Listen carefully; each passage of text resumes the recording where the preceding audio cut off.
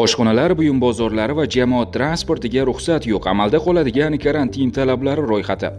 O'zbekistonda karantin davrida ijtimoiy masofa saqlash, 3 kishidan ortiq yig'ilmaslik, fuqarolarning tibbiy niqobdan hamda antiseptik vositalardan foydalanish bo'yicha talablar amalda qoladi. Shuningdek, jamoat transport harakatiga, umumiy ovqatlanish shoxobchalari hamda buyum bozorlari faoliyatiga taqiq o'z kuchida qoladi. Respublika maxsus komissiyasi qarori bilan O'zbekistonda 1-iyundan ayrim hududlarda ayrim sohalar faoliyatiga ruxsat berildi. Shu bilan birgalikda karantin 15-iyungacha uzaytirilgan. Barcha hududlarda ularning toifasidan qat'iy nazar quyidagi karantin talablari saqlab qolinadi.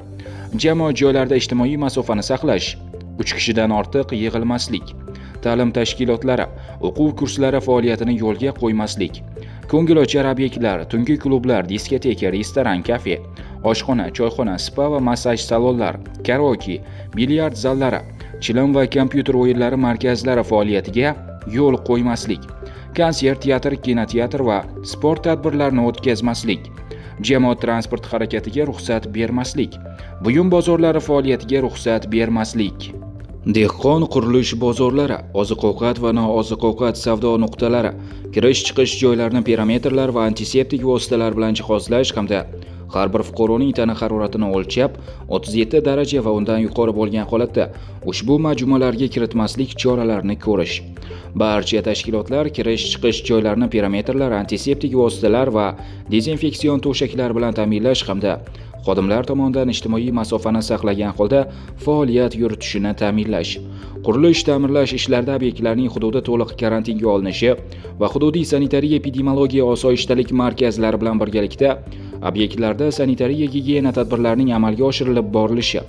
Bunda ushbu tashkilotlarning faoliyat olib borish davrida sanitariya va gigiyena qoidalariga to'liq rioya qilish, o'z faoliyatini faqatgina tegishli obyekt hududi doirasida tashkil etish. Shuningdek, shaxsiy avtotransport vositalarining viloyatlar aro harakatlanishiga yo'l qo'yilmasligi talabi ustidan qat'iy nazorat o'rnatish belgilandi. Ramzan Qodirov soppa-sog' va o'z uyida. Men o'z uyimdaman va Moskvada bo'lmadim. Allohga shukr, tetik va sog'lomman. Bu xabarni Ramzan Qodirovning sog'lig'idan xavotir olayotgan tanishlariga yetkazib qo'yinglar. На рабочем месте, да, работаю, да, служу своему народу, государству, президенту своему, да, великому, да, человеку, да, настоящему герою, патриоту Владимиру Ильичу Путину, да. Так что хвала Аллаху за все. Qoraqalpog'istonda 13 yoshli farzandini $15,000 ga sotmoqchi bo'lgan ayol ushlandi. 13 yil boqib katta qilgan jigar bandini sotish uchun inson qanchalik razil bo'lishi kerak? O'zbekistonda viloyatlar aro avtobuslar harakatiga ruxsat berildi. Respublika maxsus komissiyasining qarori bilan O'zbekistonda amaldagi karantin talablari 2020-yil 15-iyunga qadar uzaytirildi. Qarorga ko'ra, O'zbekistonda yashil hududlarda joylashgan sanatoriy, pansionat, bolalar oromgohlari va boshqa dam olish maskanlariga fuqarolarni markazlashtirilgan tartibda tashish uchun viloyatlar aro avtobuslar, shu jumladan turistik tashkilotlar avtobuslar qatnovini yo'lga qo'yishga ruxsat berildi. Bunda avtobuslarda haydovchi va yo'lovchilar tibbiy niqob, tibbiy qo'lqopda bo'lishi lozimligi, shuningdek ularning tana harorati perimetrlarda o'lchanib 37 daraja va undan yuqori bo'lgan holatda ularning avtobus saloniga chiqarilmasligi, avtobuslar viloyatlar aro qatnovlarda qizil hududlarda to'xtamagan holda harakatlanadi. Avtobuslar doimiy ravishda har qatnovga chiqishdan oldin to'liq dezinfeksiyadan o'tkaziladi. Avtobuslarda harakatlanayotgan yo'lovchilarning reyslar kesimidagi ro'yxati bazasi yuritiladi. Shaxsiy avtotransport vositalarining viloyatlar aro harakatlanishiga yo'l qo'yilmasligi talabi ustidan qat'iy nazorat o'rnatish belgilandi. Respublika maxsus komissiyasi axboroti: amaldagi karantin talablari 2020-yil 15-iyunga qadar uzaytirildi.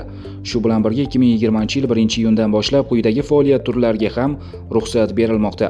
Qizil hududlarda realtorlik faoliyati, reklama va marketing faoliyati, sariq hududlarda qizil hududlarga qo'shimcha ravishda avtomototransport vositalari haydovchilarini tayyorlash va qayta tayyorlash bilan shug'ullanuvchi tashkilotlar faoliyati, davlat tashkilotlarida outsourcing asosida ovqatlanish xizmatlarini ko'rsatuvchi tadbirkorlik subyektlari faoliyati, yashil hududlarda sariq hududlarga qo'shimcha ravishda sanatoriylar, pansionatlar, bolalar oromgohlari, mehmon uylari, boshqa dam olish maskanlari va joylashtirish vositalari faoliyati, sport seksiyalari, to'garaklari, sport zallari va fitness klublari faoliyati, oilaviy tantana, to'y, ma'raka va marosimlarni o'tkazish. Bunda oilaviy tantana, to'y, ma'raka va marosimlarni fuqarolarning uy-joyi va hovlisining o'zida 30 kishidan ko'p bo'lmagan hamda sanitariya va gigiyena talablariga qat'iy rioya etgan holda o'tkazishga ruxsat beriladi. Shuningdek, yashil hududlarda joylashgan sanatoriy, pansionat, bolalar oromgohlari va boshqa dam olish maskanlariga fuqarolarni markazlashtirilgan tartibda tashish uchun viloyatlararo avtobuslar, shu jumladan turistik tashkilotlar avtobuslari qatnovini yo'lga qo'yishga ruxsat berildi. Quyidagilar joriy yilning 1-sentyabrga qadar uzaytirildi. Xorijiy fuqarolarga va fuqaroligi bo'lmagan shaxslarga berilgan viza muddatlari. Muayyan muddatga vizasiz va elektron viza bilan kirish huquqiga ega xorijiy davlatlar fuqarolari va fuqaroligi bo'lmagan shaxslarning O'zbekiston Respublikasida bo'lish muddati. O'zbekiston Respublikasi hududiga olib kirilib, 2020-yil hisobidan qaytarib olib chiqish muddati tugaydigan xorijiy avtotransport vositalarini respublikamiz hududidan qaytarib olib chiqish muddati. Shaxsiy avtotransport vositalarining viloyatlar aro harakatlanishiga yo'l qo'yilmasligi, dehqon bozorlari va aholi gavjum bo'ladigan hududlarda karantin talablariga rioya etilishini nazorat qiladigan ko'ngilli guruhlar tuzish topshirildi. O'zbekistonda xizmat ko'rsatgan artist Hoshim Arslonov olamdan o'tdi.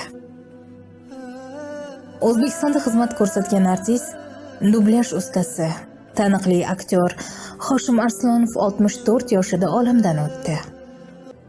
Ma'lum bo'lishicha, aktyorning vafotiga saraton xastaligi sabab bo'lgan.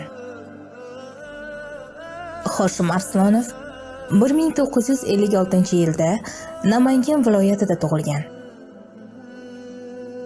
1977-yilda Toshkent teatr institutini tamomlagan.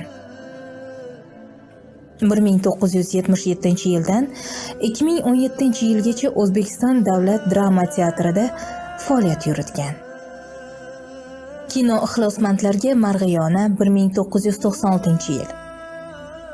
Otamdan qolgan dalalar 1997-yil. Alpomish 2000-yil. Xo'ja Nasriddin o'yin boshlandi 2006-yil. Chavandoz 2007-yil. Qasos 2011-yil kabi filmlardagi rollari, shuningdek dublyajlardagi ishlari tufayli mashhur bo'lgan. Italiyaning Isti shahrida xalqaro kinofestivalda Ulug'bek Osmon toqiga qo'yilgan Narvon filmidagi roli uchun g'oliblikni qo'lga kiritgan va sovrindor bo'lgan.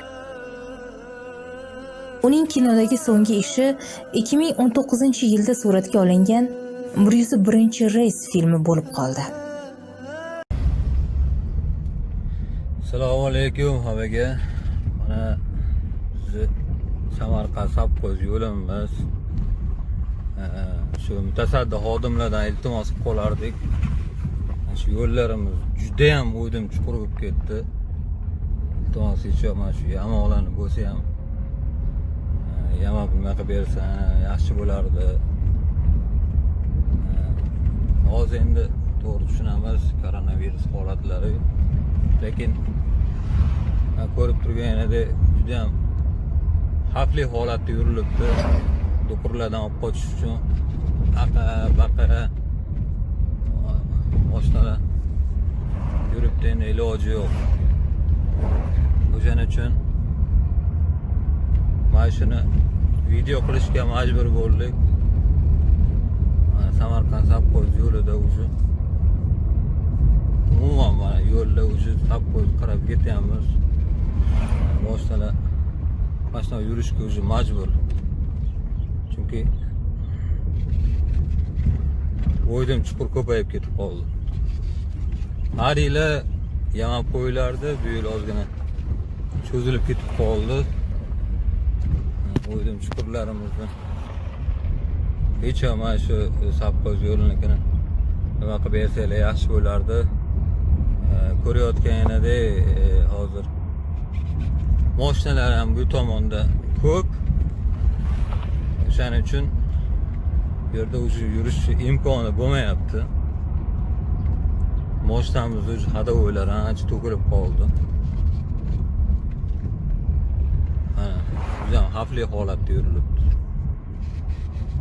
Bunday holatlarda avtohalokatlar bo'lishi ham hech gap emas.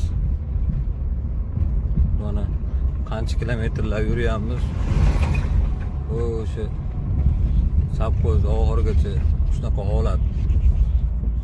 Juda o'ydim chuqur holat. Mana o'zinglar ko'ringlar. Iltimos, mutasaddi xodimlar, mana shu narsalarga ham ozgina e'tibor beringlar. Shu iltimosimiz, mana shu yo'lini o'zini hech yo'q o'ydim chuqur joylarni yamab berilsa, biz ham xotirjam yursak deyman. Endi bu yerda движение ko'payib qolganligi uchun, mashinalar ko'payganligi sabab mana shu holatlar bo'lyapti. Mana hamma ag'dan o'tib, bag'dan o'tib, bir baloqli o'tyapti. Shuning uchun mana shu videoni qilishga majbur bo'ldim. Rahmat sizlarga. Hozirgi mana epidemik holatiga juda ham bel bog'lab qilinyapti. Endi mana shu narsani ham bir e'tibor bersanglar yaxshi bo'lardi. Xudo xolasa koronavirus holatdan ham eson-omon sog' salomatlik bilan chiqib ketsak, Allohdan hammaga shifo so'rab turibmiz. Avtohalokatlar bo'lmasin degan maqsadda mana shu yo'limizni ichiga sal tekisroq qilib bersanglar. Chunki mashinada aqab-aqab olib qochyapmiz. Mashinalar rulni aqab buraydi, baqa buraydi. Shu holatlar bo'lyapti. Rahmat sizlarga e'tiboringiz uchun. Mutasaddi xodimlardan javob kutib qolamiz.